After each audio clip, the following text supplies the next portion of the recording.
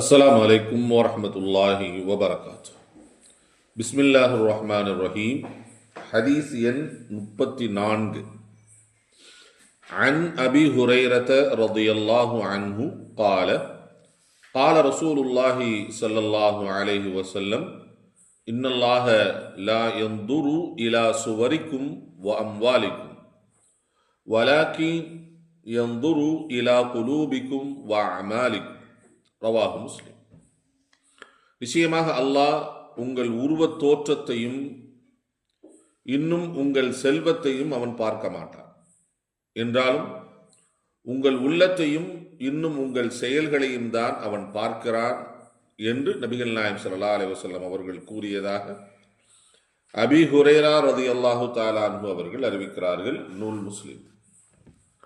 அல்லாஹ் ஒரு மனுஷனுக்கு நாளை மறுமையில் வெற்றியை தருதல் என்பது எதை வச்சு தரப்போறதில்லை, அவனுடைய உடல் தோற்றத்தை பார்த்து அல்லாஹ் தரப்போவதில்லை.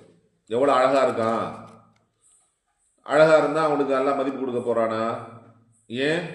அந்த அழகை கொடுத்தவனே அவன்தான், அந்த உடல் தோற்றத்தை கொடுத்தவனே அவன்தான். ஒருத்தர் நல்ல ஜிம்முக்கு போய் நல்ல பாடி ஏற்றி நல்ல சிக்ஸ் பேக்லாம் வச்சு ஒருத்தர் இருந்தா உடனே எல்லாம் அவனுக்கு பெரிய அந்தஸ்து எல்லாம் கொடுப்பானா? அதெல்லாம் கொடுக்க மாட்டான். ஏன்? அவனை விட பெரிய பெரிய ஆட்கள் எல்லாம் இந்த உலகத்தில் படைத்திருக்கிறான். ஆது சமூது கூட்டம் எல்லாம், சமூது கூட்டத்தவர்கள் எல்லாம் எப்பேற்பட்ட கூட்டத்தவர்கள் அப்படின்னா, ஜிபால புயூத்தன், மலைகளை குடைந்து வீடுகளாக ஆக்கி கொண்டார். மதினாவிலிருந்து ஒரு 400 கிலோமீட்டர்ல மதாயினு சாலிஹ், சாலிஹ் அலைஹிஸ்ஸலாமுடைய வாழ்ந்த பகுதி என்பதாக இன்னும் இருக்கிறது. அங்க போனா இப்படிதான் மலையை குடைஞ்சு எப்படா இவ்வளவு அழகா உள்ள பார்த்தா ரிசப்ஷன் ரூமு, அந்த ரூமு, இந்த ரூம் எல்லாம் எல்லாம் பண்ணியிருக்காங்க. எந்த காலகட்டத்தில்? சாலிஹ் அலைஹிஸ்ஸலாமுடைய காலகட்டம்.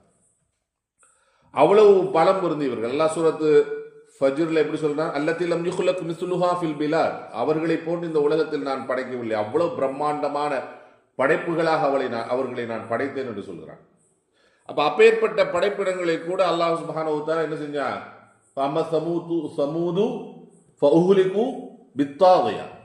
ஒரே ஒரு இடி சப்தம் தான் அல்லாஹ் மொத்தத்துக்கு அவங்களை அழிச்சிட்டான். ஆது கூட்டத்தவர்கள் எப்பேற்பட்டவர்கள்? அவர்கள் ரொம்ப உயரமான இரமதாத்தில் இமாத், மிகப்பெரிய உயரமான கட்டிடங்களை கட்டி, ஏன்னா அவ்வளவு உயரம் இருப்பாங்க அவங்க. அவர்களை என்ன செய்தாங்க? அம்மா ஆதும் ஃபௌஹுலிக்கு பிரியஹன் சரசரின் ஆத்தியா, அவர்கள் மீது சுழற்சி அடிக்கக்கூடிய சூறாவளி காற்றை அனுப்பி, அந்த சூறாவளி காற்று எத்தனை சஹரஹா அலைஹி சபா லயாலி வ ஸமானியத ஐயாமின், 8 இரவுகளும் 7 பகல்களும், 7 இரவுகளும் 8 பகல்களும் அவர்கள் மீது விடாது என்ன செய்ய அடிச்சது. பஹல் தராலஹும் பாக்கியா, அவங்களை யாரையாவது நீங்க மிச்சம் பார்க்கிறீர்களா என்று அல்லாஹ் கேட்கிறான். எப்படி ஆக்கிட்டோம்? கஜாஸ் நஹ்லின் காவியா என்று அல்லாஹ் சொல்கிறான்.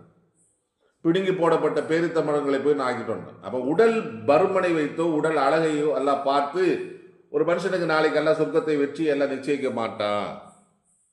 அதே மாதிரி செல்வத்தை பார்த்து எல்லாம் கொடுப்பானா அப்படின்னா அப்படிலாம் கொடுக்க மாட்டான். ஏன்? அல்லாஹ்விடம் இல்லாத செல்வம் இல்லை, அவன் தான் எல்லோருக்கும் செல்வத்தை கொடுக்கிறான். அப்ப அப்பேற்பட்ட ரப்பல் ஆலமீன் செல்வத்தை பார்த்து அல்லாஹ் ஒரு மனுஷனுக்கு அந்தஸ்தை கொடுப்பானா அப்படின்னா கொடுக்க மாட்டான்.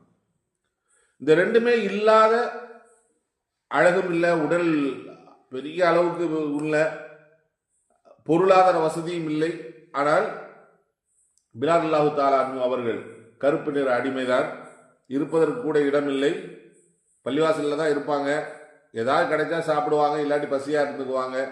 நபி ஸல்லல்லாஹு அலைஹி வஸல்லம் அவர்களுக்கு ஹிதுமத் பதில் செய்வதில் மட்டுமே தன் வாழ்க்கையை கழித்தார்கள்.